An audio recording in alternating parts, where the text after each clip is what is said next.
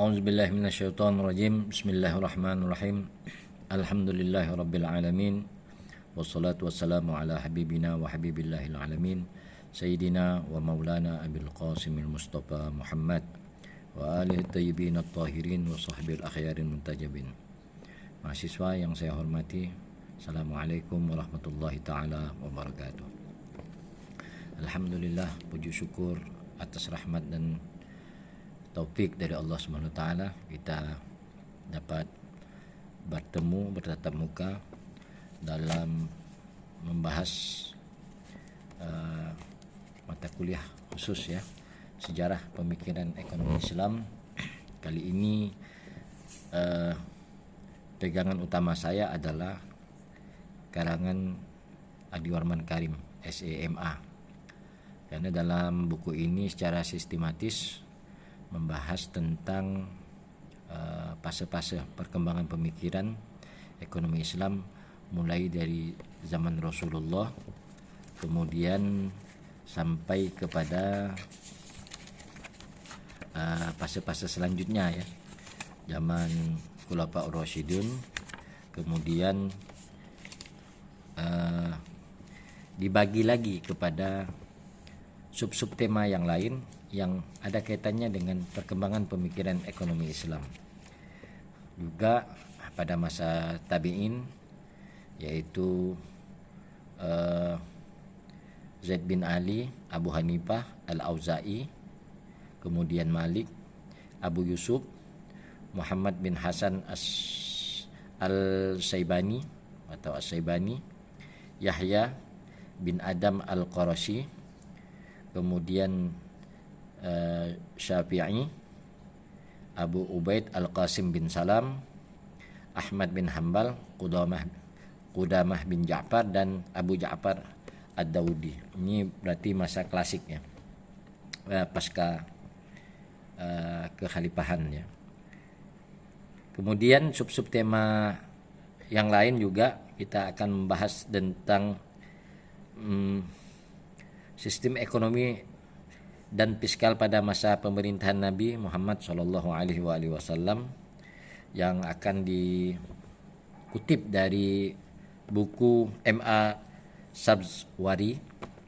Kemudian sistem ekonomi dan fiskal pada masa Khulafaur Rasyidin juga dari autor yang sama.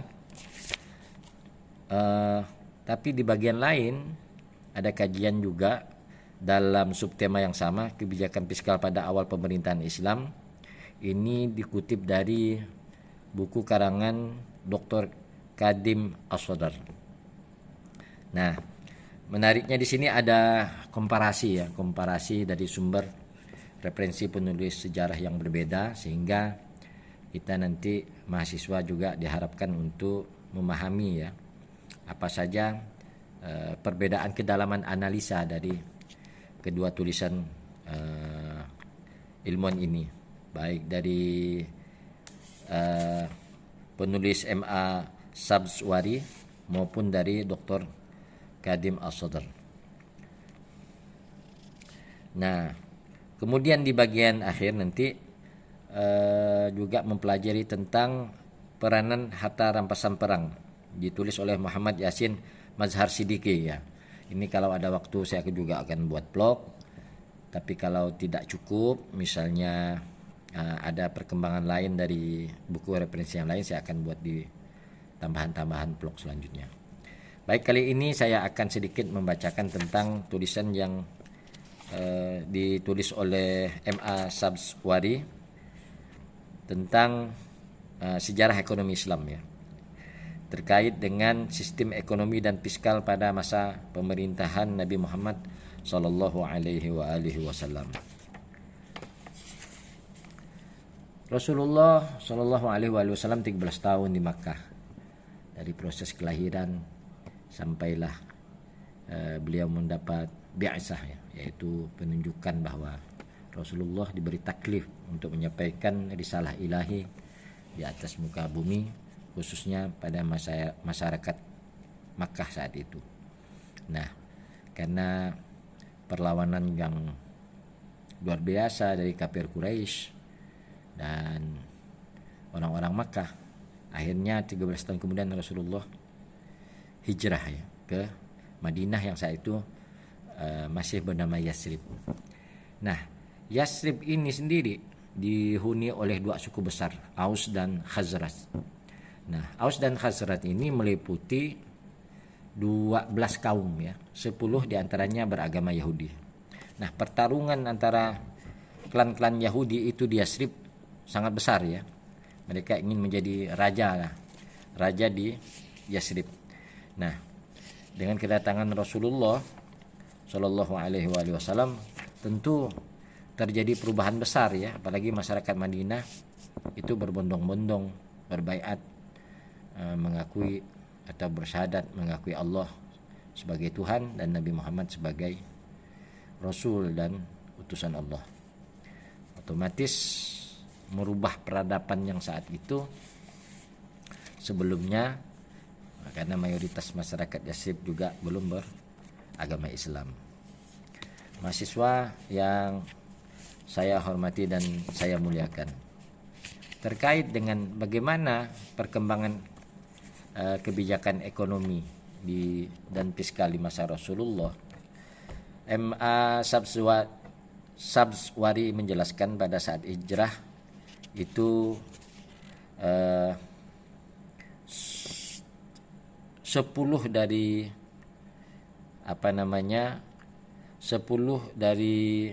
12 kaum ini yang suku utamanya Aus dan Khazraj ini beragama Yahudi dan dikepalai oleh Abdullah bin Ubay. Ia mengepalai beberapa posisi di kota tersebut dan berambisi menjadi raja di Madinah dan di beberapa komunitas lainnya. Pada saat itu di kota Madinah itu sendiri belum ada hukum dan pemerintahan, jadi sering terjadinya pertikaian antar suku, itu biasa itu.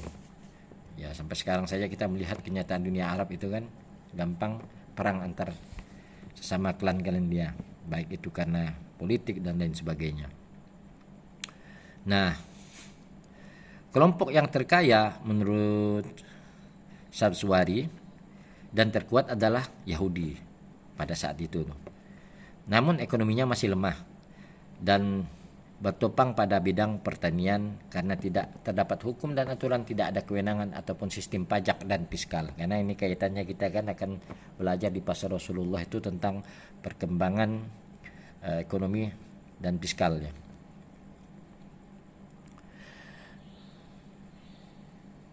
Nah, seperti yang saya paparkan di awal bahwa masyarakat Madinah itu kan berbondong-bondong ya berbaiat kepada Rasulullah dan berjanji untuk setia mengikutinya. Bahkan sebelum kedatangannya tidak ada satu rumah pun di Yasrib yang tidak membicarakan Muhammad Rasulullah Shallallahu Alaihi Wasallam. Nah, pada saat di Mekah Rasulullah hanya seorang pemuka agama. Di Madinah keadaannya berubah. Dalam jangka waktu yang singkat beliau telah menjadi pemimpin di suatu komunitas kecil yang terdiri dari pengikutnya yang jumlahnya meningkat dari waktu ke waktu. Kaum lainnya terutama kaum Yahudi juga telah menerimanya. Rasulullah pun menjadi pemimpin bagi bangsa Madinah. Di bawah kepemimpinannya Madinah berkembang cepat dan dalam waktu 10 tahun telah menjadi negara yang sangat besar dibandingkan dengan wilayah-wilayah lainnya di Jazirah Arab, lengkap dengan aparatur negara yang jumlahnya sesuai dengan luas dan keadaan waktu itu. Kemudian 10 tahun menjelang wafatnya, Rasulullah telah memimpin seluruh pusat pemerintahan Madinah, menerapkan prinsip-prinsip Islam dalam pemerintahan dan organisasi, membangun institusi-institusi, mengarahkan urusan luar negeri, membimbing para sahabatnya dalam memimpin dan pada akhirnya melepaskan jabatannya secara penuh. Nah, dalam konteks tulisan beliau ini sebagai kepala dari suatu negara yang baru terbentuk, ada beberapa hal yang segera mendapat perhatian beliau. Ya, kebijakan dalam menata masyarakat Madinah di bawah piagam Madinah itu. Satu, membangun masjid utama sebagai tempat untuk mengadakan forum bagi para pengikutnya. Yang kedua, merehabilitasi muhajirin Makkah di Madinah. Yaitu nanti itu setiap sahabat itu kan diberi sahabat di Madinah yang dipertemankan gitu, dan mereka hidup bersama itu nanti. Ibaratnya dikeluargakan lah antara muhajirin dan ansor itu. Nanti ditentukan, misalnya Abu Bakar di rumah sahabat yang ada di Madinah, Umar juga begitu. Nah, walaupun dalam tulisan sejarah jarang ditulisnya Ali disahabatkan dengan siapa gitu. Nah, disitulah posisi Sayyidina Ali nanti istimewa ya. Karena Rasulullah bilang, kau adalah saudaraku dunia maupun akhirat. Nah, kau nanti wasiku, pemegang wasiatku. Nah, jadi saat itu sahabat muhajirin yang jadi khalifah nanti yang disahabatkan dengan kaum Ansor, teman Ali bin Abi Thalib sendiri yang nanti jadi khalifah keempat. Dia akan bersama Rasulullah di Madinah itu.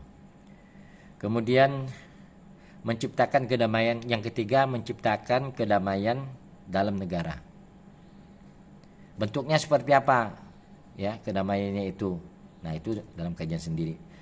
Kemudian yang keempat, mengeluarkan hak dan kewajiban bagi warga negaranya. Nah, nanti kita akan lihat kebijakan-kebijakan seperti apa yang Rasulullah buat berdasarkan kesepakatan antara muhajirin dan ansor, juga dengan komunitas Yahudi di Madinah. Kemudian yang kelima, membuat konstitusi negara. Keenam, menyusun sistem pertahanan Madinah. Ketujuh, meletakkan dasar-dasar sistem keuangan negara. Nah, ini berarti berkaitan dengan moneter dan fiskal. Sebelum menurut Sabswari tadi, sebelum membahas mengenai tahapan tersebut, ada dua aspek yang harus ditanamkan terlebih dahulu. Yang pertama adalah adanya fenomena unik, yaitu bahwa Islam telah membuang sebagian tradisi ritual, norma-norma, nilai-nilai, tanda-tanda, dan patung-patung dari masa lampau, dan memulai yang baru dengan negara yang bersih. Segala aspek keluarga, komunitas, institusi, dan pemerintah berubah menuju prosedur-prosedur yang baru. Semua peraturan dan regulasi disusun berdasarkan Al-Quran, petunjuk ilahi, wahyu ilahi, dengan memasukkan karakteristik dasar dari Islam, seperti persaudaraan, persatuan, kebebasan, dan keadilan. Ya, keadilan di sini pasti berkaitan dengan distribusi ekonomi yang terjadi pada saat itu. Kedua, negara itu kan baru dibentuk tanpa menggunakan sumber keuangan ataupun moneter, karena negara yang baru terbentuk ini sama sekali tidak diwariskan harta, dana sebelumnya dari kerajaan sebelumnya gitu ya, maupun persediaan dari masa lampaunya. Sementara sumber keuangan pun belum ada. Keadaan tersebut mengindikasikan bahwa negara tidak dapat dimobilisasi dalam waktu dekat. Keadaannya masih sangat tidak menentu dan memprihatinkan, sehingga Rasulullah harus memikirkan jalan untuk mengubah keadaan secara perlahan dengan mengatasi masalah-masalah utama tanpa bergantung pada faktor keuangan. Nah, setelah menjelaskan dua aspek ini ya, bahwa tentang real keadaan yang terjadi pada saat Rasulullah membentuk Piagam Madinah ini, tahapan berikut inilah yang digunakan dalam pemecahan masalah tersebut. Nah, dari ketujuh hal yang mendapat perhatian beliau tadi, membangun masjid utama sebagai tempat mengadakan forum bagi para pengikutnya, merehabilitasi, mempersaudarakan antara muhajirin dan ansor dengan menentukan siapa di tempat siapa dan lain sebagainya, menciptakan kedamaian dalam negara, mengeluarkan hak dan kewajiban bagi warga negaranya, membuat konstitusi negara, menyusun sistem pertahanan Madinah, dan meletakkan dasar-dasar sistem keuangan negara. Maka tugas pertama yang dilakukan Rasulullah adalah mendirikan masjid. Tanah yang digunakan untuk membangun masjid didapatkan dari dua anak yatim piatu dengan harga 10 dinar yang dibayarkan oleh Abu Bakar. Masjid tersebut dibangun dengan struktur yang sangat sederhana dengan menggunakan batu dan batu bata yang dijemur, atapnya ditutup dengan daun-daun palem dan tiangnya terbuat dari batang-batang pohon. Masjid tersebut didirikan secara sukarela. Rasulullah bersama dengan pengikutnya bergotong royong menyelesaikan pembangunan masjid ini. Selain menjadi tempat ibadah, masjid tersebut juga digunakan untuk beberapa tujuan lainnya seperti pertemuan parlemen. Ini istilah penulis ya. Parlemen atau Dewan Perwakilan Rakyat, Kesekretariatan Mahkamah Agung, markas besar tentara, kantor urusan luar negeri, rumah bagi para tamu, pusat pendidikan, tempat pelatihan bagi para penyebar luas agama seperti pesantren lah gitu ya. Asrama, Baitul Mal, tempat para dewan dan utusan, atau singkatnya berfungsi sebagai Islamic Center lah kalau kita saat ini mungkin, tapi skalanya kecil gitu, mikro ya, karena namanya kota Madinah itu kan baru terbentuk ya. Pondasi awalnya itu mendirikan masjid sebagai pusat segala-galanya yang terkait dengan pemerintahan, pendidikan dan dakwah. Nah, kemudian tugas kedua Rasulullah itu merehabilitasi muhajirin itu tadi kan, yang kedua itu yaitu Rasulullah kan membawa pengungsi ya dari Makkah. Mereka tuh hanya membawa sedikit perbekalan ya, dan jumlah mereka itu dalam catatan Sabsuari itu 150 kakak gitu. Untuk memperbaiki tingkatan kehidupan mereka di Madinah tidaklah mudah. Mata pencaharian mereka yang tergantung pada bidang pertanian dan tidak ada bantuan keuangan menjadikan tugas ini sangat sulit dilakukan. Namun Rasulullah Shallallahu Alaihi Wasallam dapat menyelesaikannya dengan cara baru. Beliau menanamkan tali persaudaraan antara individu-individu dari kelompok Ansor dari Madinah dan Muhajirin, yang setiap individu atau keluarga dari kelompok Ansor memberikan sebagian hartanya kepada saudara Muhajirinya sampai mereka mendapatkan mata pencaharian baru untuk melangsungkan hidupnya. Nah, itu yang tadi saya jelaskan sudah dipersaudarakan. Saya tidak hafal ya si bulan dengan bulan yang saya punya catatan itu tadi berkaitan dengan khalifah. Kalau Utsman bin Affan memang tidak ikut hijrah ke Madinah. Nah, saat itu dalam catatan yang pernah saya baca, beliau itu hijrah ke Yaman, jadi tidak mengikut ke Madinah. Sehingga 3 khalifah besar yang akan nantinya pasca wafat Rasulullah memimpin umat Islam ada di antara rombongan pertama ini, yaitu 150 kakak. Untuk kedamaian dan keamanan dalam negeri, Madinah dinyatakan sebagai tempat anti pelanggaran. Nah, di antara kedua harasnya atau daerah pegunungan berapi di sekitar Madinah, padang rumputnya tidak boleh dipotong, pepohonannya tidak boleh ditebang, dan tidak diperbolehkan membawa masuk senjata untuk perkelahian, kekerasan ataupun peperangan. Tugas penting lainnya adalah menjaga keamanan Madinah terhadap musuh dari luar dan juga membuat konstitusi bagi jalannya pemerintahan. Nah, Rasulullah mengeluarkan itu yang saya bilang tadi, piagam Madinah. Ya, piagam atau charter kalau bahasa Indonesia, yang berarti Madinah.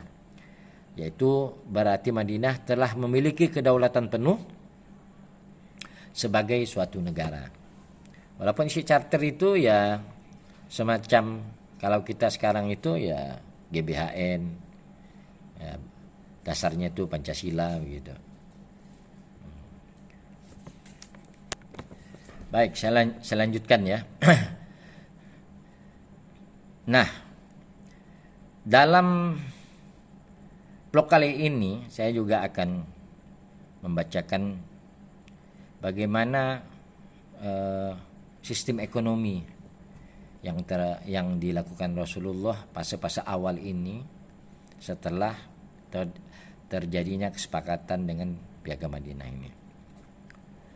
Setelah menyelesaikan masalah politik dan urusan konstitusional, Rasulullah Shallallahu Alaihi Wasallam merubah sistem ekonomi dan keuangan negara sesuai dengan ketentuan Al-Quran. Dalam Al-Quran telah dituliskan secara jelas semua petunjuk bagi umat manusia, yang tentunya dapat diambil dan diadopsi menjadi petunjuk untuk semua urusan manusia. Prinsip Islam yang dapat dijadikan poros adalah bahwa kekuasaan yang paling tinggi hanyalah Allah semata. Ya, jadi pelaksananya Rasulullah sebagai Ar-Rasul atau perwakilan Allah di atas muka bumi itu sebagai khalifah yang memimpin, yang ditunjuk untuk mengurusi seluruh aspek kehidupan warga negara, khususnya yang ada di Madinah saat itu, dunia maupun akhirat. Karena Rasulullah tidak hanya bertugas untuk menyelamatkan mereka dari penyimpangan moral dan lain sebagainya, tapi juga Rasulullah melakukan memimpin urusan-urusan bersifat duniawi yang harus termanage dengan baik, sehingga endingnya itu mampu mewujudkan keadilan distribusi ekonomi yang ada pada masyarakat di bawah Piagam Madinah tersebut. Nah, Al-Quran sendiri mencatat dalam Quran surah 326, silakan Anda cek sendiri, kemudian 15, surah 15 ayat 2, kemudian surah 67 ayat 1. Yang inti poinnya, dari kekuasaan yang paling tinggi hanyalah Allah semata, kemudian manusia diciptakan sebagai khalifah di muka bumi. Nah, itu ada dalam ketiga surah tersebut. Surah 326, 14 ayat 2, kemudian 67 ayat 1.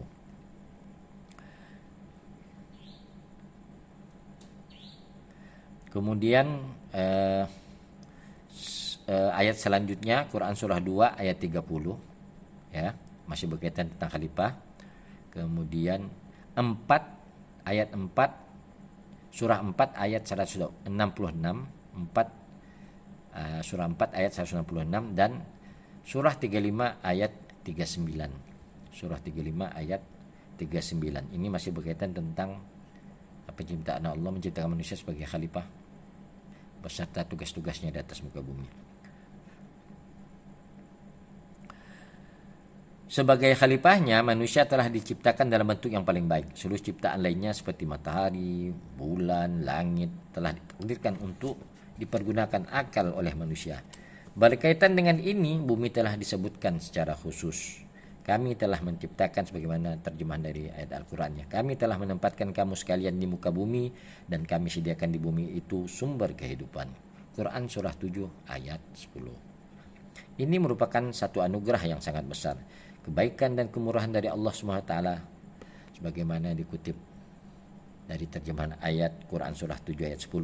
Tapi sedikit sekali kamu yang bersyukur. Para mahasiswa yang saya hormati dan saya banggakan, Islam itu tidak memisahkan kehidupan manusia menjadi dua bagian, tubuh dan roh. Islam melihat kehidupan sebagai satu kesatuan. Bahkan setelah kehidupan dunia ini atau akhirat, kehadiran Islam bukan untuk diingkari, melainkan untuk dipatuhi.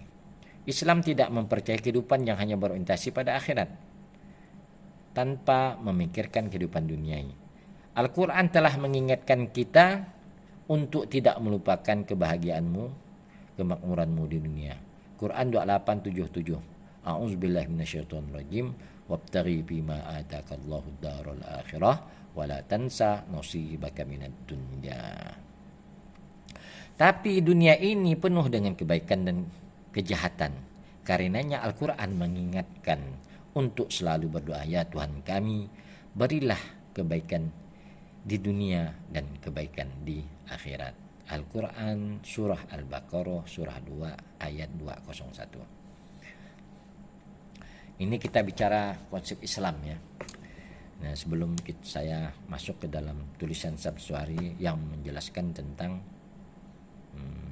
sistem ekonomi di zaman Rasulullah.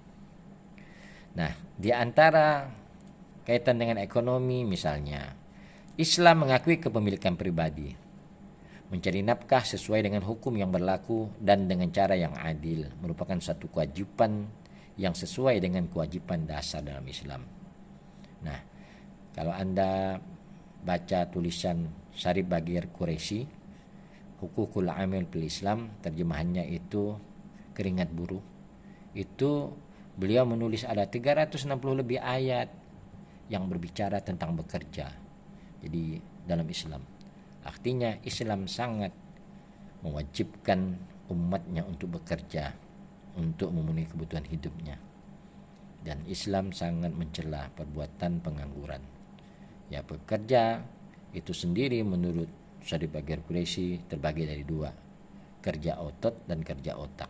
Nah, itulah yang terjadi pada kondisi kita hari ini. Makanya kenapa kerja otot lebih murah dibanding kerja otak? Nah, itu nanti ada kajian sendiri dari mana sisi Islam melihat atau memberikan petunjuk ya bagaimana mengapresiasi kerja otot dan otak. Karena tanpa dua-duanya itu juga dunia ini tidak akan seimbang ya dalam konteks mewujudkan sebuah peradaban gitu. Pasti ada otot dan ada otak yang bekerja. Makanya di dalam tulisan Syarif Bagir Quraisy nanti kalian akan belajar bagaimana hak-hak buruh yang harus dipertanggungjawabkan oleh perusahaan, oleh lembaga yang mempekerjakan mereka, bagaimana melakukan keadilan ya dari sisi kompensasi dari pekerjaan otak dan otot dan otak. Nah, itu ada kajian sendiri. Lanjut. Nah, dalam Islam sendiri kewajiban tersebut tidak membatasi jumlah kepemilikan swasta, produksi barang dagang atau suatu perdagangan, tetapi hanya melarang pencarian kekayaan melalui cara-cara yang ilegal atau tidak bermoral. Islam juga sangat tidak menyetujui perbuatan menimbun kekayaan, mengambil keuntungan atas kesulitan orang lain, atau mengeksploitasi orang lain, menguntungkan pihak pemodal, merugikan pihak pekerja gitu kan. Karena ini masalah moral ya. Nah, itulah Islam. Tidak semata-mata bahwa asas laissez-faire gitu kan. Kayak yang di kapitalis gitu kan. Siapa yang punya modal dia yang pasti menguasai menguasai sumber daya alam dan lain sebagainya. Nah, dalam Islam tuh. Makanya seorang rasul itu diutus untuk apa? Innama bu'istu liutammima makarimal akhlaq. Ya, wa ma arsalnaka illa rahmatan lil alamin dalam ayat itu kan. Jadi kalau di hadis tadi tentang liutammima makarimal akhlaq, Rasulullah ini tidak saja menyempurnakan akhlaknya, ya, tapi induknya akhlak. Kalau di dalam kajian pengantar ekonomi Islam nanti kita belajar dalam ayat hadis ekonomi, apa itu makarimal akhlak? Ada ulama yang menafsirkan makarimal akhlak itu ada induknya akhlak. Contohnya yang dicontohkan Rasulullah adalah mengunjungi orang yang sakit padahal orang tersebut sangat memusuhi Rasulullah, bahkan pernah melempari Rasulullah kotoran saat dia berdakwah. Nah, begitu dia sakit, Rasulullah lah orang yang pertama menjenguknya. Itu bagian dari salah satu contoh makarimal akhlak. Dan itu kalau orang yang tidak mempunyai hati yang bersih atau jiwa yang besar itu susah melakukan itu. Tapi Rasulullah memberikan contoh. Nah, itu diantara contoh makarimul akhlak. Jadi puncaknya akhlak lagi. Kita berbuat baik dengan orang yang membalas kebaikan dengan orang yang telah berbuat baik itu biasa. Itu salah satu bentuk akhlak ya. Tapi membalas kejahatan musuh dengan kebaikan, artinya di saat musuh kita itu mendapat kesulitan, kita lah orang yang menolongnya. Nah, disitulah. Makanya kan sering peristiwa-peristiwa yang diceritakan dalam hadis-hadis, riwayat-riwayat ya. Bahkan ada seorang Yahudi, Rasulullah selalu menyuapinya makan, buta ya, tapi di mulutnya itu selalu sumpah serapah pada Rasulullah. Tapi Rasulullah tiap hari datang nyuapin dia gitu. Nah, begitu Rasulullah meninggal dia bertanya, mana orang yang biasa nyuapi aku makan? Nah, salah seorang sahabat katakan, yang biasa menyuapi Anda makan itu ada orang setiap hari mulut Anda sumpah itu. Nah, akhirnya orang Yahudi tersebut masuk Islam. Nah, itu diantara di bait-bait yang pernah kita dengar ya, terkait dengan keutamaan akhlak Rasulullah. Nah, itu salah satu makarimul akhlak, induk akhlak itu seperti itu. Nah, itulah yang patut kita renungkan ya. Rasulullah itu uswah hasanah itu Allah yang memilihnya gitu. Jadi kalau ada yang masih mengatakan bahwa Rasulullah pernah buat kesalahan, berarti orang tersebut, siapapun orangnya, bermasalah dalam memahami konsep nubuwah. Karena nubuwah itu sendiri berkaitan tentang bagaimana kita memahami taklif Rasulullah, dan prasyaratnya itu sendiri bahwa orang-orang yang ditunjuk pasti dia menjadi contoh suri tauladan, bukan kesalahan.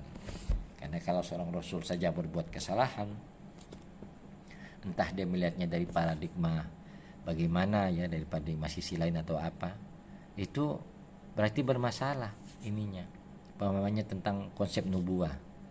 Karena nubuwah itu salah satu kajian yang penting yang tidak bisa dianggap remeh, supaya kita paham pada saat orang mempalasikan apa yang terjadi pada Rasulullah tidak sesuai dengan fitrahnya sebagai seorang nabi, maka itu bertentangan dengan konsep nubuwah.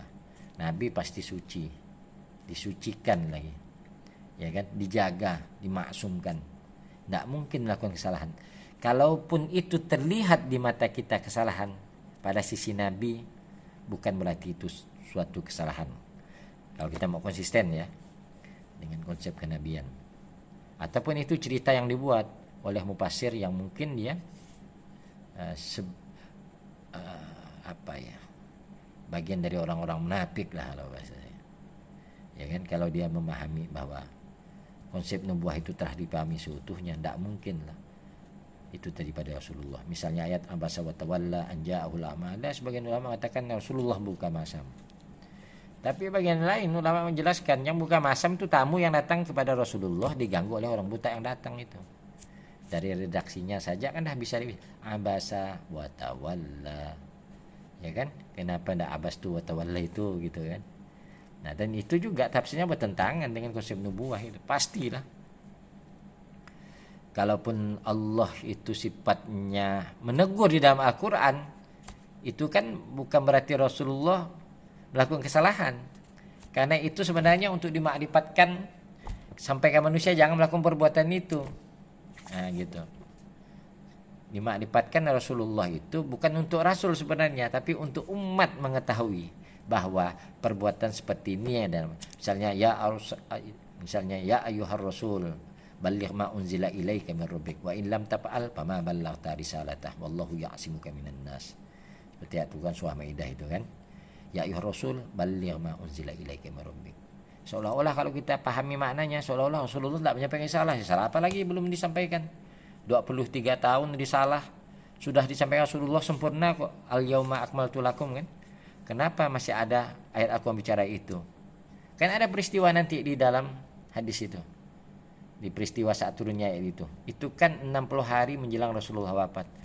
Apa yang harus disampaikan Rasulullah sehingga dia harus menyampaikan sesuatu sampai Al-Qur'an, Allah mengatakan dalam Al-Qur'an apa? Wa illam taf'al fama ballaghta risalatah. Kalau tidak kau sampaikan maka kamu belum menyampaikan semua perintah. Kan Rasulullah tuh yang disampaikan apa? Ar-risalah. Ar-risalah itulah dia seluruh aspek yang terkait dalam aturan kehidupan dunia dan akhirat itu, aturan kehidupan duniawi untuk menuju kemaslahatan akhirat itu yang harus Rasulullah sampaikan. Ar-risalah. Ya, Al-Qur'an itu bagian daripada ar-risalah. Penjelasan Rasul terhadap wahyu itu juga bagian dari ar-risalah. Makanya yang sampai di kita penjelasan Rasulullah di luar Al-Quran itu hadis, ya kan. Bahkan saya membaca dalam sebuah tulisan peristiwa Syakifah Bani Sa'idah itu ada segelintir sahabat ya yang memaknai wasiat Rasul itu bukan bagian dari risalah gitu. Sehingga Rasulullah pernah di hari Kamis sebelum beliau meninggal itu minta dawet itu, minta alat pena. Ada salah satu orang ya kategori sahabat lah, dia berdiri mengatakan Rasulullah sedang mengigau. Ada dalam Sahih Bukhari itu, Sahih Muslim. tentang peristiwa hari Kamis menjelang wafatnya Rasul. Karena Rasulullah ingin membuat wasiat. Jadi ada segelintir kalangan munafik, makanya di surah munafik dikatakan wa min ahlil Madinah a'radu 'alan nifaq. Ada sebagian orang Madinah telah ada orang-orang munafik. Dan itu ada di sekitar Rasulullah. Kalau di sekarang segala peristiwa masuk Quran, dulu masuk Al-Quran. Nah, sehingga kita nanti mampu memilih-memilah ya, bagaimana melihat jarah dan ta'dil sahabat itu dalam konteks merawikan sebuah hadis atau memahami perintah Rasulullah. Kita bisa mengambil hikmah baik dari tulis-tulisan yang mengkaji tentang peristiwa tersebut maupun dari perbedaan ulama dalam memutuskan hukum dari sebuah perbuatan. Kan kita tidak heran melihat sekarang ada ulama bilang satu, oh ini haram, ya, ini satu bilang boleh mubah, contoh rokok sajalah kan. Ada yang bilang haram, ada yang bilang mubah, ada yang bilang makruh. Nah, itu baru tentang merokok saja itu kan. Padahal Quran tidak ada sama sekali bilang rokok kan. Paling dia mengambil misalnya mudaratnya lebih besar dari manfaat. Nah, tapi kalau bicara khamar, qat'i kan. Qat'i, khamar itu haram, babi itu haram. Qat'i dalam Al-Quran itu. Hurrimat kumul maitatu waddamu walahmul khinzir. Kan jelas tuh. Nah, rokok tidak ada misalnya. Nanti ulama ini menyimpulkan dari A, B, C, D, ayat ini, hadis ini, ini haram gitu. Nah, ulama ini bilang, oh tidak bisa kategorikan haram, dia makruh saja. Karena tidak qat'i dalam Al-Qurannya. Itulah terjadi di masa kita kan. Jadi jangan bingung ya melihat perbedaan itu, karena itu kan bagian dari ijtihad. Ya, makanya kita diberi akal untuk menimbang, untuk mengkaji, untuk mendalami apa yang menjadi benar. Ya bagi yang mau itu pasti ketemu jawabannya. Bagi yang mau serius mencari tahu, karena orang-orang yang sukses dalam mencari ilmu pengetahuan atau menghasilkan sebuah sains, pasti itu orang-orang serius, tidak mungkin orang main-main. Makanya penting keseriusan dalam pelajari ilmu pengetahuan. Baik. Nah, lanjut ya kaitan tadi. Mohon maaf saya agak penjelasannya agak ke aspek-aspek lain. Kita kembali fokus ya kepada apa yang terjadi di dalam sistem ekonomi di masa awal pemerintahan Rasulullah Shallallahu Alaihi Wasallam.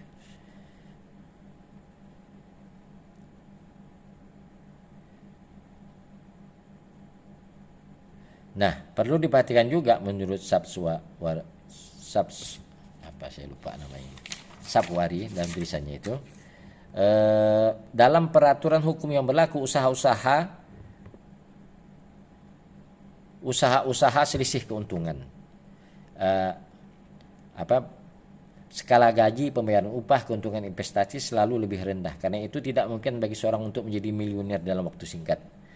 Sementara di sisi lainnya berjudi, penimbunan kekayaan, penyelundupan, pasar gelap, spekulasi, korupsi, bunga, riba, dan sejenisnya bukan hanya tidak sesuai dengan hukum dan dilarang, tapi juga akan mendapat balasan dan hukuman baik di dunia maupun di akhirat. Nah, di zaman Rasulullah itu sudah ada ya peringatan itu, dan beberapa dari itu pernah dipaparkan dalam hadis-hadis ya, bahwa Rasulullah pernah menghukum orang berzina, kemudian menindak penimbun barang, entah berupa disita, kemudian diberi peringatan, dinasihati sebagai moral. Nah, itu sudah ada hukum-hukum yang berlaku ya, tapi itu kajiannya di fikih ya. Kemudian Islam menghukum semua kejahatan dengan ketentuan sangat jelas. Misalnya, celakalah semua pedagang yang jahat dan suka menjatuhkan orang lain yang menumpuk hartanya dan memperbanyaknya dengan harapan hartanya tersebut dapat menjadikannya hebat dan selalu bertahan selamanya. Itu tercatat di dalam Al-Quran surah 104 ayat 1 dan 3. Quran 104 ayat 1 dan 3. Jadi menumpuk harta dan menggunakannya untuk pada hal-hal yang tidak menggunakannya untuk hal-hal yang bermanfaat merupakan perbuatan yang tidak diperkenankan dalam agama Islam. Karena hal tersebut dapat menjadikan seorang kaya raya sementara kemakmuran orang lain ataupun kelompok lainnya menjadi terampas. Dalam kerangka yang sama, menahan kebutuhan pokok atau komoditas yang esensial juga dilarang. Orang yang melakukan hal demikian dapat dikategorikan sebagai kriminal masyarakat dan dapat dihukum di dua tempat, dunia maupun akhirat.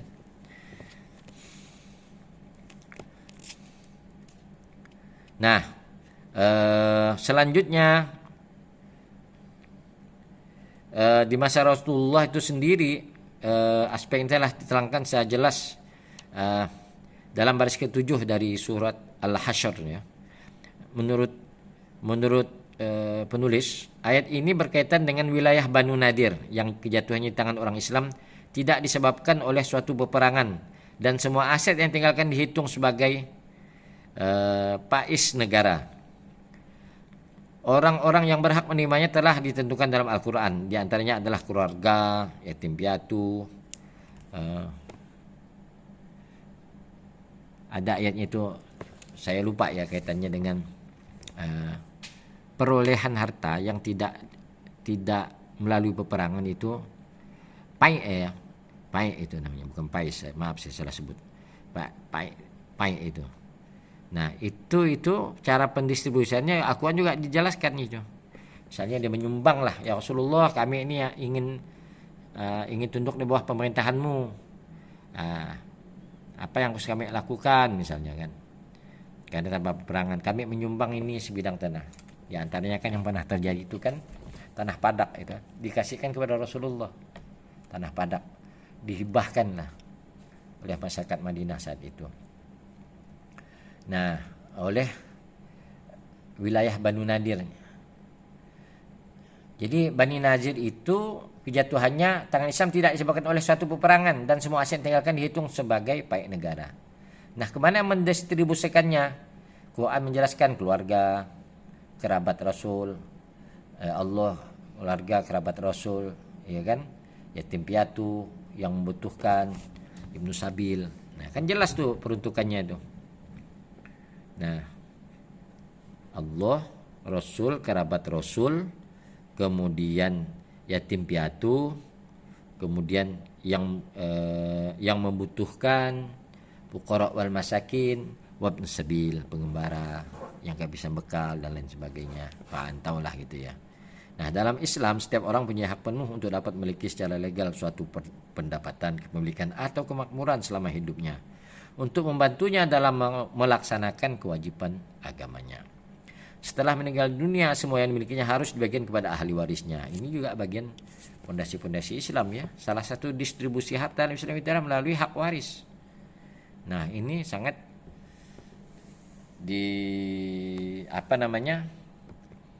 sangat ditekankan dalam Islam. Makanya waris itu sendiri ada ilmu tersendiri kan, supaya terjadinya distribusi yang adil ya. Walaupun kebanyakan sekarang juga ada ulama yang berpendapat musyawarah itu didahulukan. Kalau tidak ada titik temu maka ilmu waris lah yang digunakan gitu. Ya, karena jatah anak laki-laki 2 kali lipat dari perempuan. Lizzakari mislu hazzil unsain. Nah, itu kan bagian fondasi dalam Islam itu, dalam Al-Quran ya. Menjelaskan untuk distribusi harta. Karena Allah yang Maha Adil tidak mungkin ya, itu tadi kembali ke akidah ya. Kalau kita menganggap hukum Allah tidak adil, berarti siapa lagi yang adil? Nah, kalau kita mengakui Allah sebagai Tuhan kita, Nabi Muhammad sebagai Rasulnya, maka apa yang dikatakan Al-Quran ya harus kita taati kan. Wa ma atakumur rasul fakhuzuh wa ma nahakum anhu fantahu.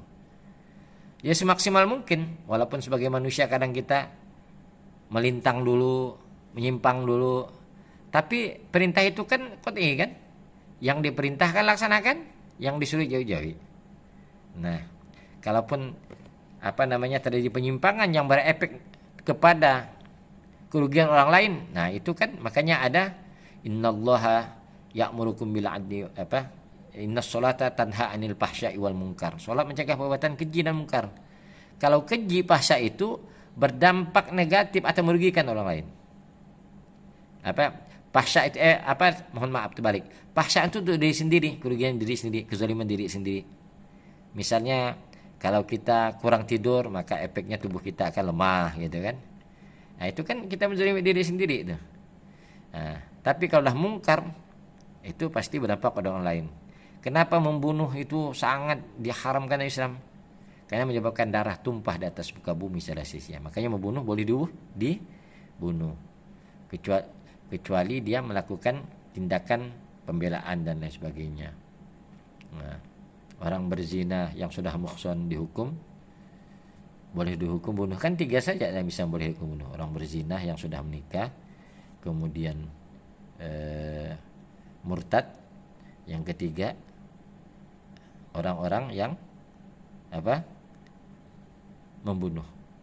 Nah, karena 3 saja. Selain itu tidak ada dalil qat'i tentang hukuman yang setimpal dengan perbuatan yang telah dilarang dalam Islam. Itu di dunia. Ya, makanya Islam itu mengatur itu supaya manusia berjalan di atas fitrah, ya. Fitrah, karena Islam itu pasti tidak bertentangan dengan fitrah manusia.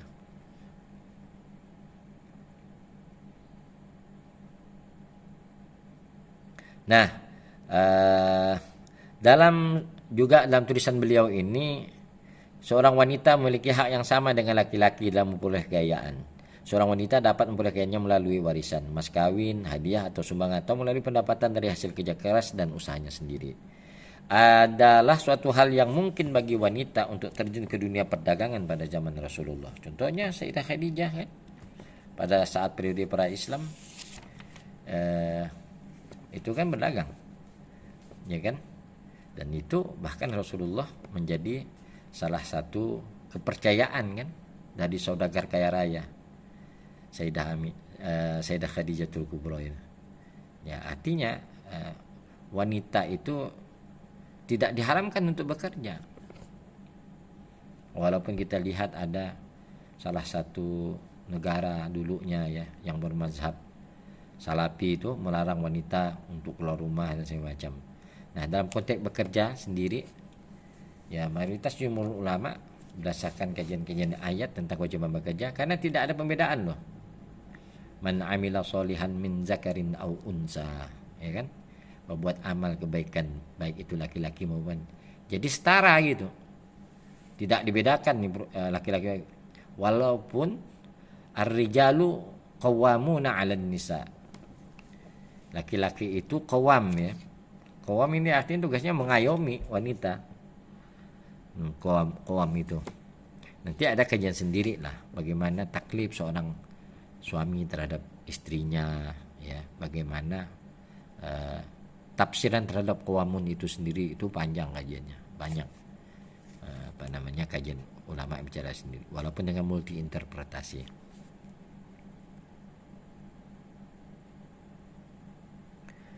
Agama Islam tidak menyetujui adanya pembungaan uang. Sebagai contoh hukum,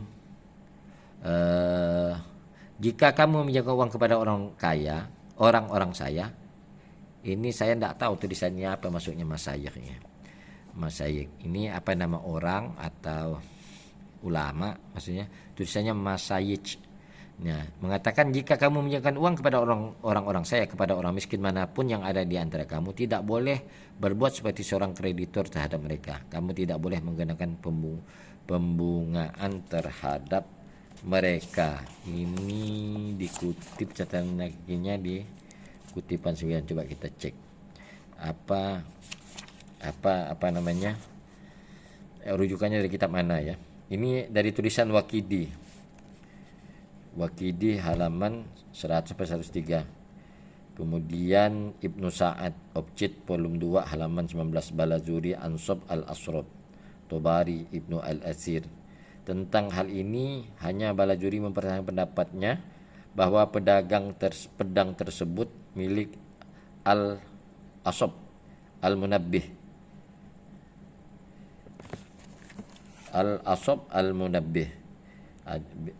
Al-Hajjaj, tapi ia terlihat masih ragu tentang pemilik pedang itu ketika ia mengatakan bahwa pedang itu juga dimiliki ayah atau pamannya Nubaih Ibnu Al-Asir.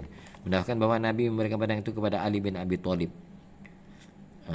Halaman 299, tulisan CFW Muir Obcit halaman 229 menerangkan bahwa pedang itu diberikan di luar bagiannya. Benar, tapi Nabi selalu memberikan sopi kepada pengikutnya yang berjasa mendorong yang lain untuk mencontoh perbuatannya. Itu dalam catatannya, ya.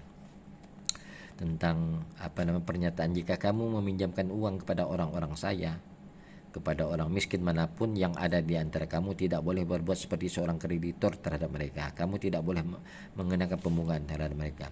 Pada tempat lain disebutkan, jika seorang teman kamu pailit sehingga tidak dapat melunasi utang-utangnya kepada kamu dan kamu jadikannya budak belian, janganlah kamu kenakan bunga terhadap uangnya atau semacamnya.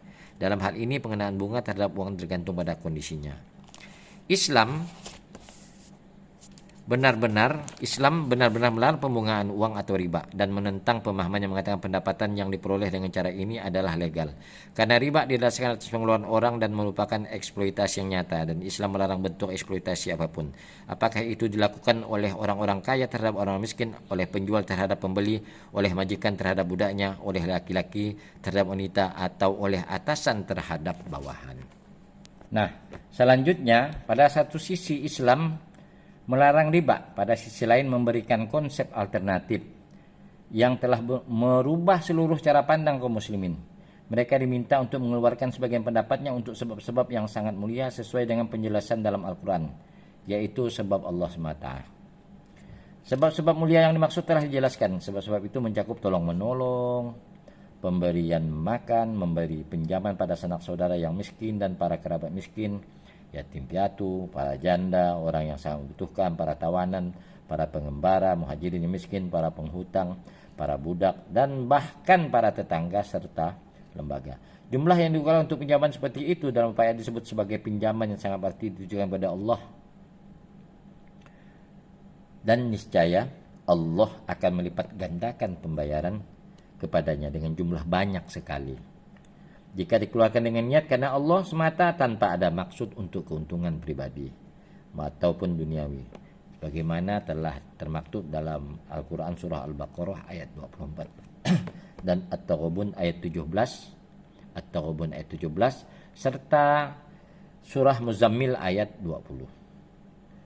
Surat Muzammil ayat 20. Nah, dari pemaparan saya tadi di atas tentang bagaimana secara umum konsep Islam terkait dengan aturan serta kompensasi dari melakukan perbuatan haram, dan juga dalam amal-amal soleh di luar aturan sholat ya, kaitannya dengan ekonomi, maka dapat diringkas berdasarkan tulisan Sabu Zuhari sebagai berikut tentang kebijakan ekonomi Islam. Yang pertama, kekuasaan tertinggi adalah milik Allah dan Allah adalah pemilik yang absolut atas semua yang ada. Kedua, manusia merupakan pemimpin, khalifah Allah di bumi, tapi bukan pemilik yang sebenarnya. Ketiga, semua yang dimiliki dan didapatkan oleh manusia adalah karena izin Allah. Oleh karena itu, saudara-saudaranya yang kurang beruntung memiliki hak atas sebagian kekayaan yang dimiliki saudara-saudaranya yang lebih beruntung. 4. Kekayaan tidak boleh ditumpuk atau ditimbun ya, terus ditimbun. Kelima, kekayaan harus berputar. Keenam, eksploitasi ekonomi dalam segala bentuknya dihilangkan. Eksploitasi ekonomi dalam segala bentuknya dihilangkan. Ketujuh, menghilangkan jurang perbedaan antar individu dalam perekonomian dapat menghapuskan konflik antar golongan dengan cara membagikan kepemilikan seseorang setelah kematiannya kepada para ahli warisnya. 8. Menetapkan kewajiban yang sifatnya wajib dan sukarela bagi semua individu, termasuk bagi anggota masyarakat yang miskin. Mahasiswa yang saya hormati dan saya muliakan. Kemudian keuangan dan pajak. Pada masa-masa awal pemerintahan Islam, menurut Sabswari, pendapatan dan pengeluaran hampir tidak ada. Rasulullah Shallallahu Alaihi Wasallam sendiri adalah seorang kepala negara, pemimpin di bidang hukum, qadi besar dan mufti, memimpin dan penanggung jawab dari keseluruhan administrasi. Rasulullah Shallallahu Alaihi Wasallam tidak mendapat gaji atau upah. Nah, ini penting catat nih. Sedikit pun dari negara atau masyarakat, kecuali hadiah kecil yang umumnya berupa makanan. Salah satu pemimpin kaum Hazrat menawarkan miliknya kepada Rasulullah, kemudian Rasulullah Shallallahu Alaihi Wasallam diberikan kepada Ummul Yaman, seorang ibu pengasuh. Majelis Syura terdiri dari pemimpin kaum yang sebagian dari mereka bertanggung jawab mencatat wahyu pada tahun ke-6. Sekretariat dengan bentuk sederhana telah dibangun. Utusan negara telah dikirim ke berbagai raja dan pemimpin-pemimpin. Orang-orang ini mengerjakan tugasnya dengan sukarela dan membiayai hidupnya dari sumber independen. Saya tidak tahu, tidak tercatatnya di sini ya, apa transportnya itu ditanggung oleh negara di bawah kekuasaan Rasulullah. Nah, tapi dari distribusi Baitul Mal tadi kan nampak ya. Tapi catatan paling besar, Rasulullah tuh tidak diupah dan digaji sebagai pemimpin negara. Nah, ini juga yang saya baca ya. Dari mana Rasulullah makan segala macam di samping dia dapat hadiah. Juga Rasulullah itu profesinya pasca bi'tsah itu sebagai petani. Rasulullah kan memperoleh tanah padak, ya, hibah tadi itu. Nah, tanah padak itulah yang dikelola Rasulullah untuk beliau menafkahi keluarganya. Jadi Rasulullah tidak lagi berdagang. Jadi pasca bi'tsah Rasulullah tidak lagi berdagang, tapi hidup baik dari hadiah maupun yang sependek pengetahuan saya itu Rasulullah bertani dari tanah yang dihadiahkan pada beliau, yaitu tanah padak. Dan Rasulullah tuh berkebun kurma. Dari hasil kurma itulah Rasulullah memenuhi kehidupannya, juga membantu yang lainnya. Ya, Rasulullah kan sebagai otoritas tertinggi ya, segala distribusi yang diperoleh dari sumber-sumber yang telah ditetapkan, Rasulullah sebagai pemegang otoritas untuk mendistribusikannya. Ya, apa kemungkinan besar tadi perjalanan dia yang tujuannya untuk mewakili negara Madinah ke kerajaan-kerajaan besar dalam rangka membangun kerjasama ekonomi dan sebagainya itu dibiayai ya mungkin dari itu tadi. Ya, Bilal misalnya bertugas mengurus keperluan rumah tangga Rasulullah Shallallahu Alaihi Wasallam dan bertanggung jawab mengurus tamu-tamunya. Umumnya orang-orang yang bertemu Rasulullah adalah orang miskin. Mereka diberikan makanan dan juga pakaian. Ketika Bilal tidak mempunyai uang, ia biasanya meminjam dari orang Yahudi yang kemudian dibayar oleh Rasulullah Shallallahu Alaihi Wasallam. Setelah Makkah jatuh, jumlah delegasi yang datang bertambah banyak sehingga tanggung jawab Bilal untuk melayani mereka bertambah. Dalam beberapa keadaan Rasulullah juga membiayai perjalanan mereka dan memberikan hadiah-hadiah. Rasulullah Shallallahu Alaihi Wasallam memerintahkan penerusnya untuk melanjutkan tradisi ini dalam sabdanya, seperti halnya aku memberikan hadiah kepada para delegasi itu, kalian juga harus melakukan hal yang sama. Ini dikutip oleh Sabswari di buku tulisan Waqidi halaman 141, Balazuri Ansab al-Asraf volume 1 halaman 303. Kemudian Abu Al-Munzir bin Abi Rifa'ah dan saudaranya Abdullah juga membayar dalam jumlah yang sama, dalam keterangan kutipan yang diambil dari tulisan Balazuri tadi. Kemudian mahasiswa yang saya hormati, saya muliakan, dalam tulisan Sabswari juga, pada masa Rasulullah tidak ada tentara yang formal. Semua muslim yang mampu boleh menjadi tentara. Mereka tidak mendapatkan gaji tetap, tapi mereka diperbolehkan mendapatkan bagian dari rampasan perang. Rampasan perang tersebut meliputi senjata, kuda, unta, dan barang-barang bergerak lain yang didapatkan dalam perang. Situasi berubah setelah turunnya surah Al-Anfal. Al-Anfal itu kan tentang rampasan perang ya. Al-Anfal itu sendiri artinya rampasan perang. Waktu turunnya surah ini adalah antara perang Badar dan pembagian rampasan perang pada tahun kedua setelah Hijriah, yang bunyinya 1/5 bagian adalah untuk Allah dan Rasulnya, ya, atau dalam catatan dalam kurungnya itu untuk negara digunakan untuk kesejahteraan umum. Allah dan Rasulnya itu berarti itu dah pasti milik umum gitu, dalam catatan kecil sang penulis, bukan untuk Rasulullah pribadi gitu ya. Walaupun nanti ada jatah kerabat Rasul dan segala macamnya itu yang sifatnya esensi saja, tapi secara umum itu dibagikan untuk kemaslahatan umum oleh Rasulullah. Kan dalam sejarahnya Rasulullah tercatat seharusnya dia orang terkaya tapi dia hidup paling miskin ya, untuk menjadikan contoh. Kalau Rasulullah itu seorang pemimpin kaya raya, rakyatnya miskin, itu kan tidak mungkin lah orang percaya bahwa beliau seorang Rasul itu, karena contoh tauladan yang luar biasa. Misalnya Rasulullah mengajarkan kita untuk bersedekah, ya Rasulullah ahli sedekah, dah pasti udah itu. Tidak mungkin Rasulullah kabur maktan dia memerintah dia tidak berbuat itu. Itu logika nubuah di situ. Tidak mungkin langsung memerintah dia tidak melakukan dulu. Pasti Rasulullah memberikan contoh. Jadi kalau harta itu tidak boleh ditumpuk, ya Rasulullah tidak mungkin numpuk harta. Kan begitu. Nah, itulah logika sederhana untuk memahami konsep nubuah. Nah, di dalam ayat ini juga ada harta rampasan perang itu untuk Allah, Rasulnya, kemudian untuk kerabat Rasul, anak yatim, orang membutuhkan dan orang sedang dalam perjalanan. Dalam bahasa Arab, bagian 1/5 itu dikenal dengan khumus. Nah, ini yang dah hilang nih di kita sekarang nih. Aturan khumus itu tidak ada. Kita kan yang ada tuh zakat saja, zakat mal, zakat pertanian dibagi-bagi itu. Itu hasil istihad Yusuf Qardawi. Jadi itu kalau ditanya zakat mal, zakat itu dari mana?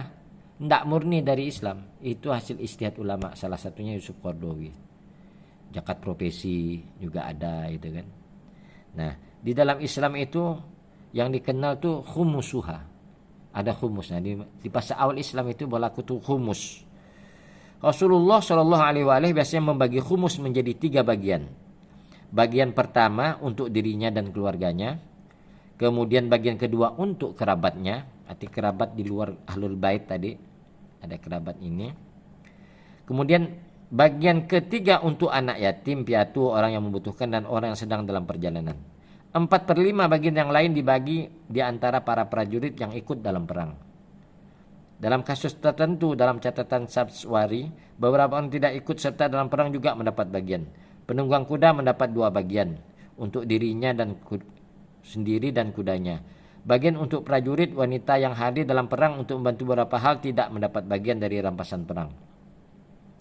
Pada tahun kedua setelah hijrah, sedekah fitrah diwajibkan. Sedekah yang juga dikenal sebagai zakat fitrah ini diwajibkan setiap bulan puasa Ramadan. Besarnya 1 sok. 1 sok ya. 1 sok kurma atau gandum, barley, tepung keju atau kismis atau setengah sok gandum untuk setiap muslim. Budak atau orang bebas, laki-laki atau perempuan, muda atau tua dan dibayar sebelum sholat Aid. Nah, kalau kita misalnya 2,5 kilo itu kan hasil istihad tuh. Sok itu ada mengatakan 2 ini apa bahasanya 2 centong gitu.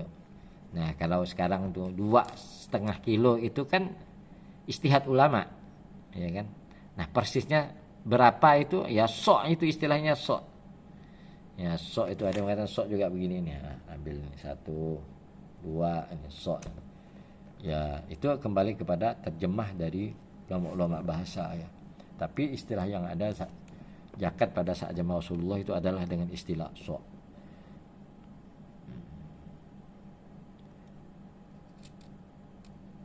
Dan dibagikan kepada setiap muslim, budak atau orang bebas, laki-laki atau perempuan, muda atau tua dan dibayar sebelum sholat Id. Nah ini maksudnya kewajiban mengeluarkan zakat itu tadi. Zakat yang akan dibicarakan nanti diwajibkan pada tahun ke-9 Hijrah. Sementara sedekah fitrah pada tahun ke-3 Hijrah. Ini catatan dari tulisan beliau. Beliau juga mengutip ya. Mengutip Sabzuari juga mengutip dari tulisannya. Karena ini di sejarah ya, kita perlu tahu buku-bukunya. Kenapa saya sebutkan ya? Ini sejarah. Bukan perspektif saya gitu. Saya ini kan membaca kemudian menginterpretasi. Tapi faktanya kutipan dari kutipannya sejarawan-sejarawan. Makanya nanti antara tulisan Sabzari dengan Dr. Karim Asadar itu akan sedikit berbeda fenomena dan nuansanya gitu. Nanti Anda akan lihat sendiri di blog saya selanjutnya. Nah, untuk yang tentang kewajiban zakat ya. Menurut catatan beliau yang dikutip dari tulisan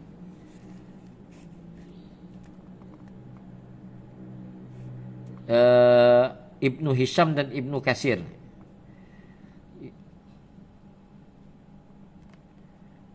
Dalam catatan kakinya itu sumber-sumber lain umumnya tidak membahas jumlah harta rampasan sawik. Harta rampasan atau istilah sawik. Hanya Ibnu Hisham dan Ibnu Katsir yang menyebutnya berturut-turut sawik kasir dan azwat kasirah.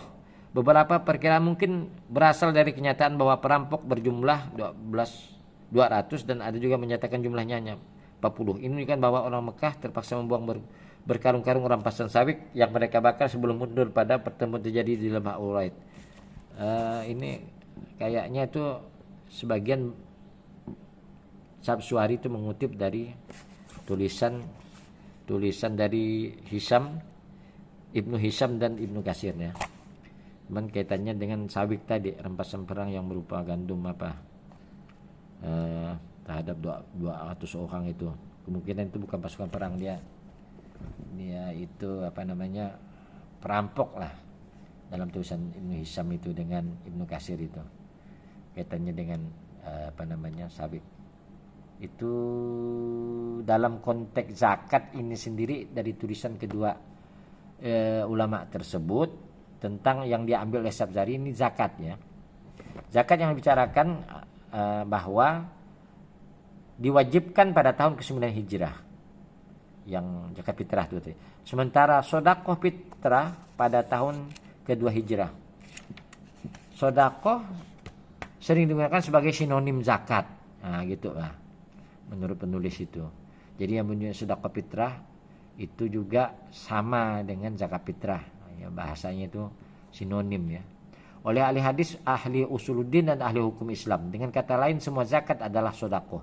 Sedangkan sedekah yang wajib disebut zakat. Nah, ini menurut penulis. Sedekah yang wajib disebut zakat. Sedekah yang masuk dalam surah Taubah ayat 60 adalah zakat. Akan tetapi ahli hadis memandang zakat telah diwajibkan sebelum tahun ke-9 Hijrah. Ketika Abul Hasan berkata, zakat diwajibkan setelah hijrah dan dalam waktu 5 tahun setelah. Terdapat fakta bahwa zakat telah dikemukakan dalam surat-surat yang turun di Makkah dan bahkan riwayat sebelumnya telah menjelaskan hal itu. Termasuk juga dalam pidato Hazrat Ja'far. Ini mungkin maksudnya Ja'far Shodiq ya, salah satu ahlul bait Nabi. Yang di dalamnya dikemukakan tentang zakat pada sidang di Nejas tahun ke-5 kerasulan. Atau pengumpulan zakat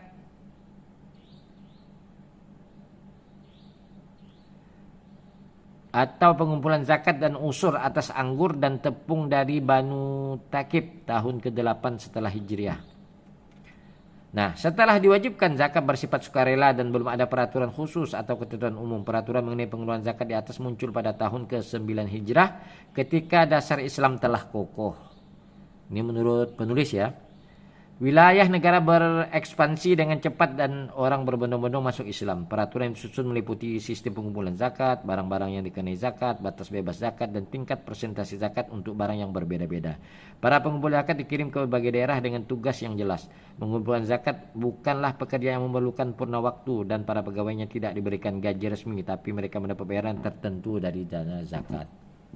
Kan kita sering dengar sekarang itu 1/8 milik amil gitu ya. Ya mungkin itu maksudnya.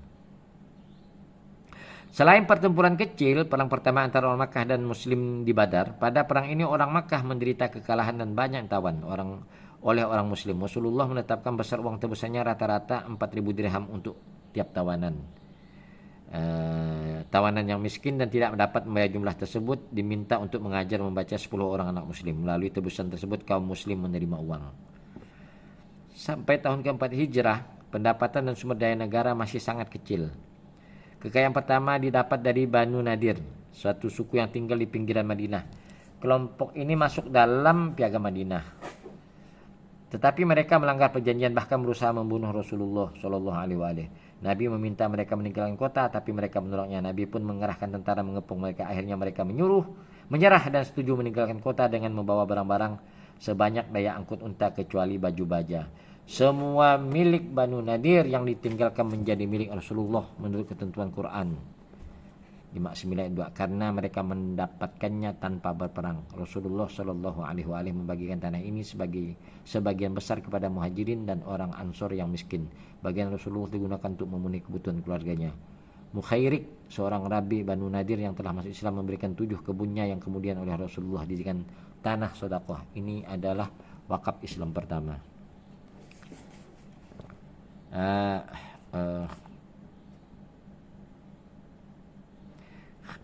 Ini menurut penulis ya, Sabzuhari sekali lagi. Kemudian Khaybar dikuasai pada tahun ke-7. Penduduk yang menentang dan memerangi kaum Muslim ini orang Yahudi lagi ini. Setelah pertempuran selama sebulan, mereka menyerah dengan syarat dan berjanji meninggalkan tanahnya. Syarat yang diajukan diterima. Mereka mengatakan kepada Rasulullah Shallallahu Alaihi Wasallam, kami memiliki pengalaman khusus dalam bertani dan berkebun kurma, dan meminta izin untuk tetap tinggal di sana. Rasulullah Shallallahu Alaihi Wasallam mengabulkan permintaan mereka dan memberikan mereka setengah bagian hasil panen dari tanah mereka. Abdullah ibnu Rawabah biasanya datang tiap tahun untuk memperkirakan hasil produksi dan membagi menjadi dua bagian yang sama banyak. Hal ini terus berlangsung selama kepemimpinan Rasulullah dan Abu Bakar. Rasulullah Shallallahu Alaihi Wasallam membagi Khaybar menjadi 36 bagian dan setiap bagian dibagi lagi menjadi 100 area. Setengah bagian Rasulullah digunakan untuk keperluan delegasi, tamu dan lain-lain, dan setengah bagian lagi didistribusikan untuk 1.400 tentara dan 200 penunggang kuda. 1.400 tambah 400 berarti 1.800 bagian. Nah, lanjut. Rasulullah juga menerima satu bagian biasa yang diberikan secara berkala kepada istrinya sebanyak 80 unta penuh dengan kurma dan 80 unta penuh dengan gandum. Jizyah adalah pajak yang dibayarkan oleh orang non-muslim khususnya ahli kitab untuk jaminan perlindungan jiwa, properti, ibadah bebas dari nilai-nilai dan tidak wajib militer. Ini fiskal ya. Yang saya kaji sekarang ini fiskal pada fase awal Islam. Pada masa Rasulullah, besarnya jizyah 1 dinar per tahun untuk orang dewasa yang mampu membayarnya. 1 dinar per tahun untuk orang dewasa yang mampu membayarnya. Perempuan, anak-anak, pengemis, pendeta, orang tua, penderita sakit jiwa, dan semua menderita penyakit dibebaskan dari kewajiban ini. Perempuan, anak-anak, pengemis, pendeta, orang tua, penderita sakit jiwa, dan semua menderita penyakit dibebaskan dari kewajiban ini. Ini dulu Islam ya.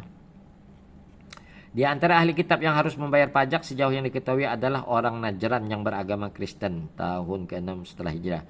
Orang-orang Ailah, Adruh, dan Adriyat membayarnya pada perang Tabuk.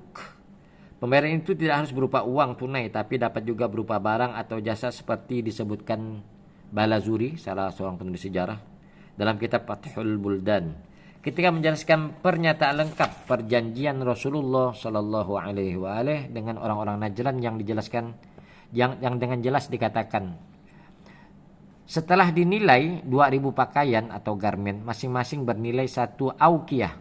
1.000 garmen dikirim pada bulan Rajab tiap tahun, 1.000 lagi pada Safar tiap tahun. Tiap garmen bernilai 1 auqiyah. Jadi bila ada yang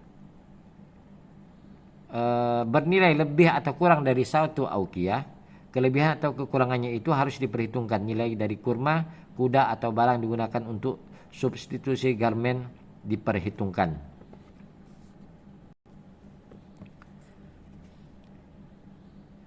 Nah, sistem ini berlangsung hingga masa dinasti Abbasiyah Harun ar-Rasyid ya.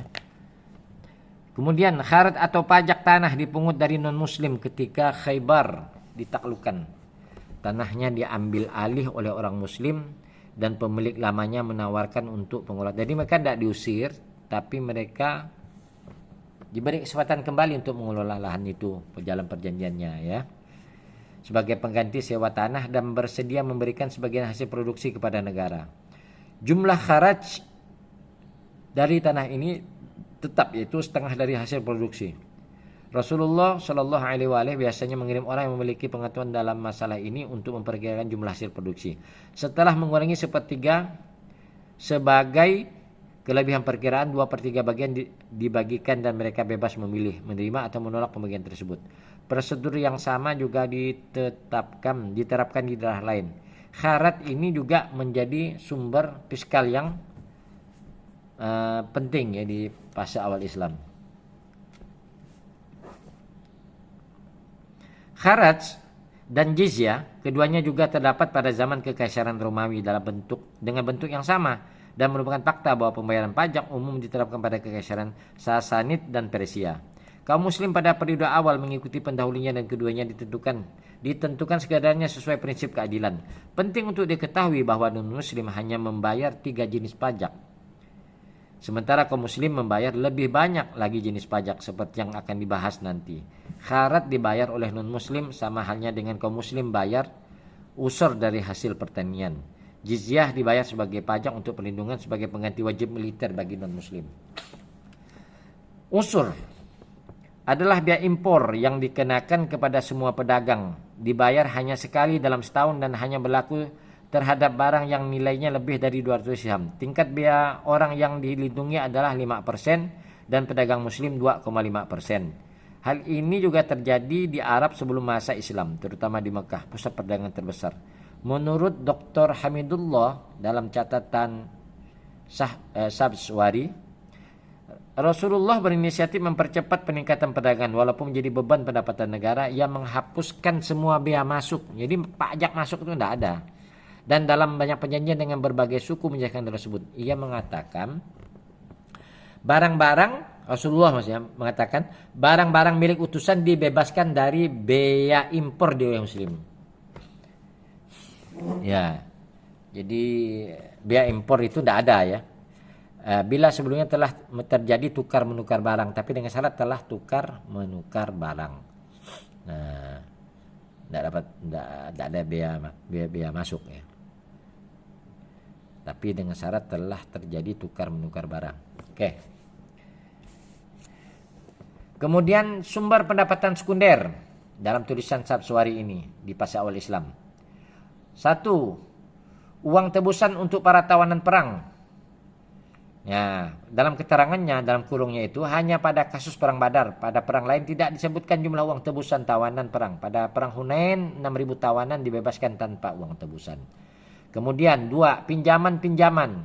Setelah penaklukan Makkah untuk pembayaran uang pembebasan kaum muslimin dari Judaima atau sebelum pertempuran Hawazin 30.000 dirham.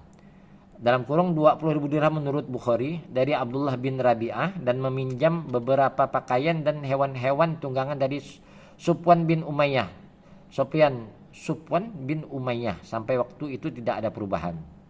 Maksudnya ini dalam catatan Bukhari itu 20.000, tapi dalam menurut Abdullah bin Rabi'ah 30.000 jumlah pinjaman itu.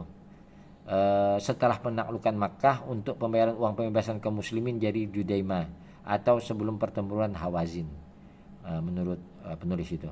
Kemudian ketiga, khumus atau rikas, harta karun temuan pada periode sebelum Islam. 4. Amwal fadilah, berasal dari harta benda kaum muslimin yang meninggal tanpa ahli waris atau berasal dari barang-barang seorang muslim yang meninggalkan negerinya. 5. Wakaf, harta benda yang didedikasikan kepada umat Islam yang disebabkan karena Allah dan pendapatannya akan didepositokan di Baitul Mal. 6. Nawaib, yaitu pajak yang jumlahnya cukup besar yang dibebankan kepada kaum muslimin yang kaya dalam rangka menutupi pengeluaran negara selama masa darurat, dan ini pernah terjadi pada masa perang Tabuk. 7. Zakat fitrah. 8. Bentuk lain itu sedekah seperti kurban dan kafarat. Kafarat adalah denda atas kesalahan yang dilakukan seorang muslim pada acara keagamaan seperti berburu pada musim haji. Baik, mahasiswa yang saya hormati dan saya muliakan, saya hanya memberi ringkasan saja ya, masih ada beberapa lembar yang harus saya paparkan di sini. Tadi kan sudah saya berikan keterangan-keterangan terkait fiskal diperoleh ya. Kemudian pendapatan sekunder. Nah, sekarang zakat dan usur. Nah, apa zakat dan usur? Ini masuk dalam kajian ke selanjutnya ya, sumber fiskal ya. Zakat dan usur. Keduanya adalah pendapatan yang paling utama bagi negara pada masa Rasulullah hidup. Tidak dapat diragukan lagi bahwa pada waktu itu zakat dan usur merupakan sumber pendapatan yang penting. Keduanya berbeda dengan pajak. Nah, ini yang perlu jadi catatan. Kadang kan ada sebagian orang memahami zakat usur itu sama sama analoginya, bisa dianalogikan dengan pajak itu, sumber pendapatan negara. Nah, menurut penulis, zakat dan usur merupakan kewajiban agama dan termasuk salah satu pilar Islam. Pengeluaran untuk keduanya sudah diuraikan secara jelas dan eksplisit dalam Quran, sehingga pengeluaran untuk zakat tidak dapat dibelanjakan untuk pengeluaran umum negara. Lebih jauh lagi, zakat secara fundamental adalah pajak lokal. Menurut Bukhari, Rasulullah berkata kepada Muaz ketika ia mengirimnya ke Yaman sebagai pengumpul dan pemberi zakat, katakan kepada penduduk mereka penduduk Yaman bahwa Allah telah mewajibkan mereka untuk membayar zakat yang akan diambil dari orang kaya di antara mereka dan memberikannya kepada orang miskin di antara mereka.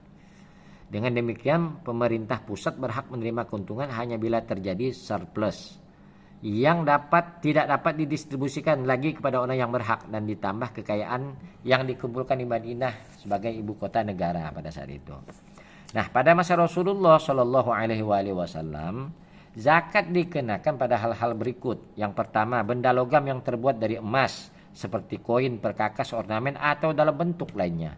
Kedua, benda logam yang terbuat dari perak seperti koin, perkakas, ornamen atau dalam bentuk lainnya.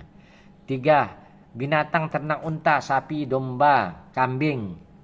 4. Berbagai jenis barang dagangan termasuk budak dan hewan. Hasil pertanian termasuk buah-buahan. Luqtoh, harta benda yang ditinggalkan musuh. Luqtoh, ada mana? Luqtoh. Kemudian 7, barang temuan. Apa bedanya luqta, harta benda ditinggalkan musuh, dengan barang temuan? Itu kan ada juga menyebut lakoto itu barang temuan. Kalau di tulisan Sabzuari itu zakat juga dikenakan pada barang lukta, harta benda yang ditinggalkan musuh. Apakah itu yang dirampas atau lari tinggalkan barang? Nah, ini mungkin maksudnya. Ya, barang temuan tersendiri. Zakat emas dan perak ditentukan berdasarkan beratnya. Binatang ternak yang digembalakan bebas ditentukan berdasarkan jumlahnya.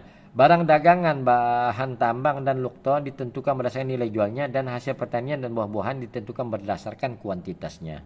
Zakat atas hasil pertanian dan buah-buahan inilah dinamakan usur.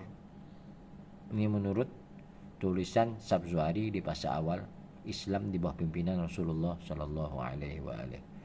Nah, nisab atau batas terendah dari kuantitas atau nilai dari suatu komoditi dan jumlah dari tiap jenis binatang ternak sudah tetap. Nisab dan zakat dari berbagai jenis barang berbeda satu sama lain. Bagian berikutnya akan menyebutkan seluruh hasil diskusi dan akan memberikan penjelasan yang lebih rinci terhadap berbagai jenis sumber daya pada masa Rasulullah.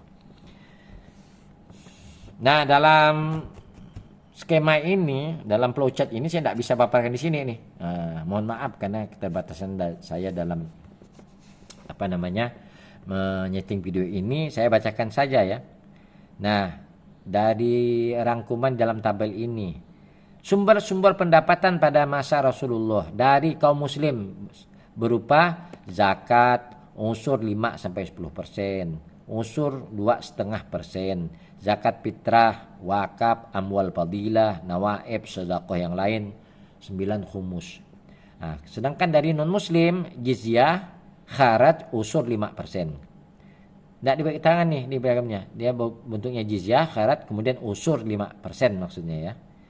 Nah, kemudian di luar itu umum, itu ada ghanimah, ada pai, ada uang tebusan, pinjaman dari kaum muslim atau non muslim, hadiah dari pemimpin atau pemerintah negara lain. Ini dia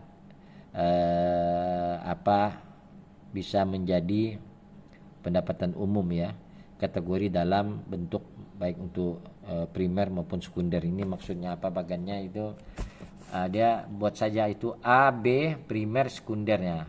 Primer itu umum yaitu ghanimah. Ini di luar dari spesifikasi perolehan negara dari kaum muslim dengan non muslim ya. Tadi saya ulang lagi, kalau dari kaum muslim zakat unsur 5-10 jumlahnya saya bedakannya. Kemudian unsur 2,5%, kemudian zakat fitrah, wakaf, amwal fadilah, nawaib, sedekah yang lain, kemudian khumus. Dari kaum non muslim jizyah, kharaj dan usur. Sedangkan umum ya, di luar itu tadi ghanimah, fae, uang tebusan, pinjaman dari kaum muslim atau non muslim, hadiah atau pemerintah negara lain. Nah, di sini diagram itu menunjuk kepada A primer, B sekunder, begitulah dalam buku ini. Pencatatan seluruh penerima negara pada masa Rasulullah tidak ada karena beberapa alasan. Pertama, jumlah orang Islam yang bisa membaca sedikit dan jumlah orang yang dapat menulis atau mengenal aritmatika sederhana lebih sedikit lagi. Kedua, sebagian besar bukti pembayaran dibuat dalam bentuk yang sederhana baik didistribusikan maupun diterima. Ketiga, sebagian besar dari zakat hanya didistribusikan secara lokal. Keempat, bukti-bukti penerimaan dari berbagai daerah yang berbeda tidak umum digunakan. Kelima, Pada kebanyakan kasus ghanimah digunakan dan didistribusikan setelah terjadi peperangan tertentu. Contohnya adalah pada perang Hunain. Ketika itu jumlah besar perak, unta dan domba diserahkan dan didistribusikan di Ji'ranah kepada para tentara, dan sebagian lagi diberikan kepada orang-orang Makkah yang baru masuk Islam. Kejadian serupa yaitu Al-Ala ibnu Hadrani dikirim dari Bahrain menghadap Rasulullah untuk menyerahkan sejumlah uang yang jumlahnya 80.000 dirham, dan Rasulullah tidak pernah menerimanya. Rasulullah memberikannya kepada pamannya Abbas. Menurut Shibli itu adalah kharaj. Shibli ini penulis juga ya, penulis sejarawan Islam. Nah, catatan mengenai pengeluaran secara rinci pada masa hidup Rasulullah juga tidak tersedia. Tapi tidak bisa diambil kesimpulan bahwa sistem keuangan yang ada tidak dijalankan sebagaimana mestinya atau membingungkan. Dalam kebanyakan kasus pencatatannya diserahkan pada pengumpul zakat, dan setiap orang pada umumnya terlatih dalam masalah pengumpulan zakat. Setiap perhitungan yang ada disimpan dan diperiksa sendiri oleh Rasulullah, dan setiap hadiah yang diterima oleh para pengumpul zakat akan disita. Seperti yang terjadi pada kasus Al-Lutsbiqa, pengumpulan zakat dari Bani Sulaim. Dan Rasulullah pun akan memberi nasihat terhadap hal ini. Rasulullah sangat menaruh perhatian terhadap zakat, terutama zakat unta. Orang Urania pernah diberi hukuman berat karena mencuri zakat unta. Saya tidak tahu orang Urania itu orang mana menurut penulis ini ya. Bukti pembayaran dibuat untuk kharat dan jizyah yang berisi nama-nama yang berhak menerimanya. Mereka disebut seri atim. Seri atim yang masing-masing menerima bagian sesuai dengan kondisi materialnya. Orang yang sudah menikah mendapat bagian 2 kali dari bagian yang dapat orang yang belum menikah. Baik, saya bacakan lagi ya, mungkin nanti bingung. Bukti pembayaran dibuat untuk kharat dan jizyah yang berisi nama-nama yang berhak menerimanya. Mereka disebut seri atim, yang masing-masing menerima bagian sesuai dengan kondisi materialnya. Orang yang sudah menikah mendapat 2 kali bagian dari bagian yang didapat orang yang belum menikah. Jadi dibedakan nih, menikah belum, tidak sama nih di pasal Rasulullah dalam catatan sejarawan ini ya. Pengeluaran negara selama periode kenabian digunakan untuk hal-hal tertentu dan tersebut dalam tabel yang dibuat penulis. Nah, ini saya kira tadi kan sudah saya bacakan ya. Kan untuk masukkannya dalam tabel itu sulit di blog ini. Saya bacakan saja ya pengeluaran negara. Di keterangan tulisan Sabzuari ini hanya bagi 2 saja ya, primer dan sekunder. Nah, untuk primer itu masuk biaya pertahanan seperti persenjataan, unta, kuda, dan persediaan. Kemudian penyaluran zakat dan usul kepada yang berhak menerimanya menurut ketentuan Al-Quran. Kemudian pembayaran gaji untuk wali, qadi, guru, imam, muazzin, dan pejabat negara lainnya. Kemudian pembayaran upah para sukarelawan. Pembayaran utang negara, bantuan untuk musafir dari negara padak. Bantuan untuk musafir itu diambil dari tanah padak ya. Nah, ini pengeluaran negara primer. Kemudian sekunder, bantuan untuk orang yang belajar agama di Madinah. Kemudian hiburan untuk para delegasi keagamaan, hiburan untuk para utusan suku dan negara, serta biaya perjalanan mereka, pengeluaran untuk duta-duta negara. Keempat, hadiah untuk pemerintah negara lain. 5, pembayaran untuk pembebasan kaum muslimin yang menjadi budak. 6, pembayaran denda atas mereka yang terbunuh secara tidak sengaja oleh pasukan muslim. 6, pembayaran utang orang yang meninggal dalam keadaan miskin. 7, pembayaran tunjangan untuk orang miskin. 8, tunjangan untuk sanak saudara Rasulullah. 9, pengeluaran rumah tangga Rasulullah hanya sejumlah kecil, 80 butir kurma dan 80 butir gandum untuk setiap istrinya. Nah, ini saya tidak tahu nih gimana menjelaskan logikanya. 80 butir gandum ini ya, atau tangkai kali kan. Kalau 80 tangkai itu masih, kalau butir itu kan tidak cukup lah kan. Nah, ini maksudnya mungkin 80 tangkai gandum itu ya masih logis ya. Oke. Nah, terakhir, persediaan darurat sebagian dari pendapatan pada perang Khaybar. Nah, terakhir saya akan membahas tentang Baitul Mal. 15 abad yang lampau tidak ada konsep jelas mengenai cara mengurus keuangan dan kekayaan di negara di belahan dunia manapun. Pemerintah suatu negara adalah badan yang dipercaya untuk menjadi pengurus tunggal kekayaan negara dan keuangannya. Ketika pemerintah berniat mengeksploitasi, maka sasaran dari peraturan yang dibuat adalah mengambil sebanyak-banyak yang dia mampu. Ini kemudian menjadi sesuatu yang alami bahwa keuangan menjadi puncak kebesaran suatu kerajaan di seluruh dunia dan perhatian besar harus diberikan kepada masalah pengumpulan dan administrasi penerimaan kerajaan. Konon Edward, sang penakluk, menurut penulis nih Edward ini bukan Rasulullah ya, dia mengutip yang lain, tahun 1022 sampai 1066. Apakah ya ini masih ini? Menyimpan hartanya di sebuah kotak di kamar tidurnya sampai dia meninggal. Pada masa kekuasaan Henry I 1068-1105 sudah dibuat kantor pemerintahan modern bagi bendahara raja, dan pada masa Henry II 1133 sampai 1189 bendahara raja sudah memiliki rumah sendiri Westminster. Jika gelar Chamberlain atau bendahara negara berasal dari bendahara raja, maka ini asalnya dari kata King's Chamber atau ruang tidur raja. Kondisi seperti ini terjadi di Inggris yang ketika itu disebut sebagai pemerintahan terbaik dan negara yang paling tertib di seluruh Eropa Barat.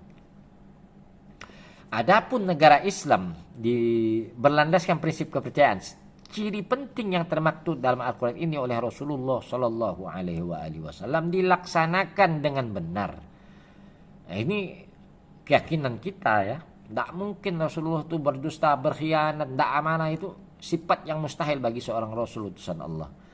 Nah, tapi sebagai orang yang dipercaya dan diamanahkan untuk mengatur urusan negara dengan semangat yang sama, Rasulullah adalah kepala negara pertama yang memperkenalkan konsep baru di bidang keuangan negara di abad ke-7 Masehi, yaitu semua hasil pengumpulan negara harus dikumpulkan terlebih dahulu dan kemudian dikeluarkan sesuai dengan kebutuhan negara.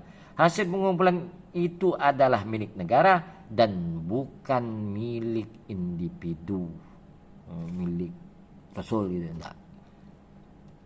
Itu sebagai milik umum ya, cuman di manage, dikelola dalam sebuah tempat khusus. Hasil pengumpulan itu ada meskipun demikian para pemimpin negara dan gubernur dapat menggunakannya untuk mencukupi kebutuhan pribadinya. Menurut penulis ya, tempat pengumpulan itu disebut namanya Baitul Mal, rumah harta atau bendahara negara. Semasa Rasulullah masih hidup, Masjid Nabawi digunakan kantor pusat negara sekaligus masjid tempat tinggalnya, dan Baitul Mal terletak di situ.